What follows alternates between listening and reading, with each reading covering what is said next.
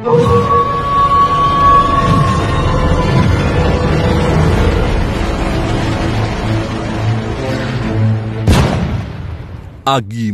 ni Paraon. Mga kaagimat, meron tayong dito, kristal na parang ice o yellow. Sa ibang bansa, mga kaagimat, ang story nito, napagkamalan to nung unang panahon na yellow or ice na naging bato sa ibang bansa.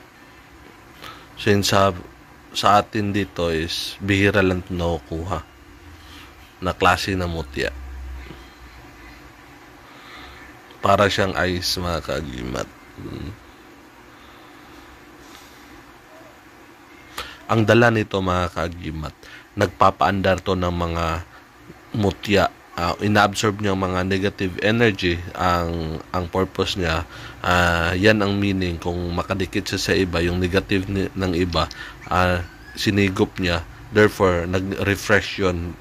That's why umaandar yung abilidad ng ibang mutya. Kasi yung ibang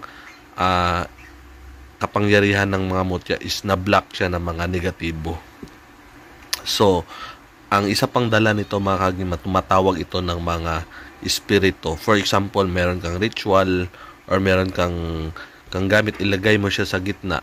Nag-ritual ka or nag-blessing ka, nagpaandar ka ng mga orasyon. Yung mga espiritong gabay ng mga orasyon at mga mutya is na-attract sila, pumupunta, lumalapit sa iyo. Kung meron kang dito sa mga witchcraft, sa mga Wiccan, sa mga pagans na mga abilidad nila sa mga bato, is mahilig din sila sa mga bato at mga ibang mga gamit.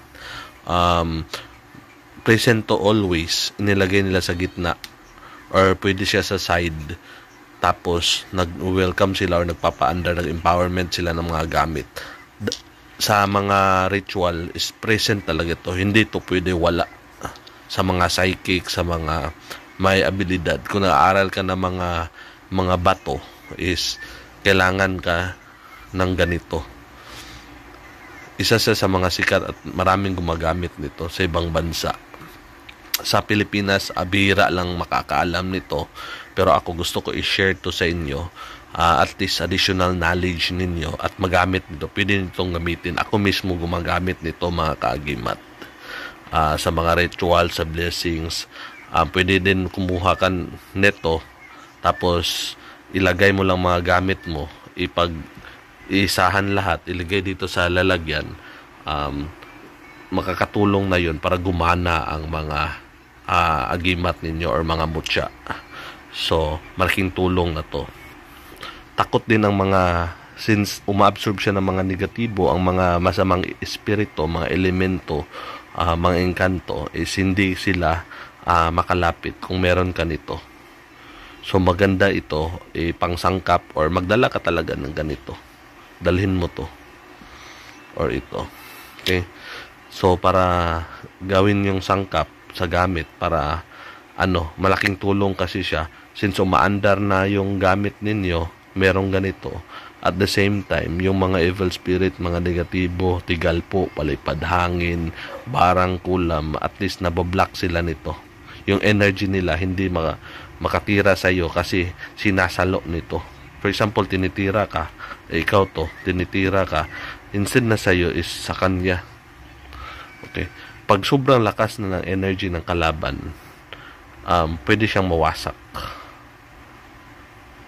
Instead na mapatay ka ng kalaban, since ina-absorb niya yung enerhiya na ititira sa iyo, once na sobrang tigas ng klase na bato na to, pero pwede siyang mawasak sa gamit ng so yun ang pinakamaganda.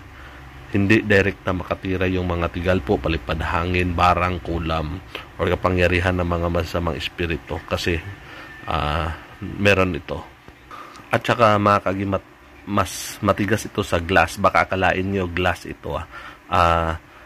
Ito ay hindi kayang gasgasin ng glass, pero siya nakakagasgas ng glass. Example natin, kuha tayo ng ang purpose dito is scratch lang natin. Oops. Na-scratch na. Na-scratch niya, pero yung makita talaga ninyo na hindi ko inano. Tika.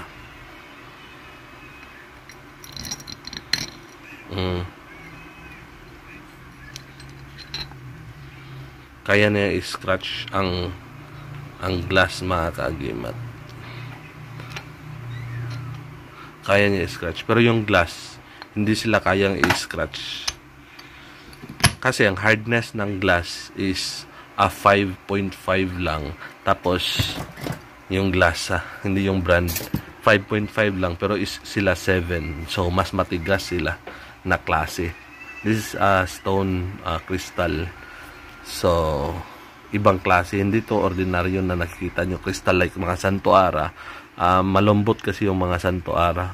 Saan mo santuara? Hindi ako nasa ibang lalagyan ko ang santuara. Pero once i-scratch mo santuara is matatabas sila. So, mas matigas to. Mas matigas ito, mga kaagimat. Isa rin paggamit nito, mga kaagimat. Kung mag-meditate ka, hawakan mo to siyang kamay. Hawakan nyo to. Tapos, while meditating, mga kaagimat, ang energy nito tutulong sa pag-cleanse ng energy mo at saka ang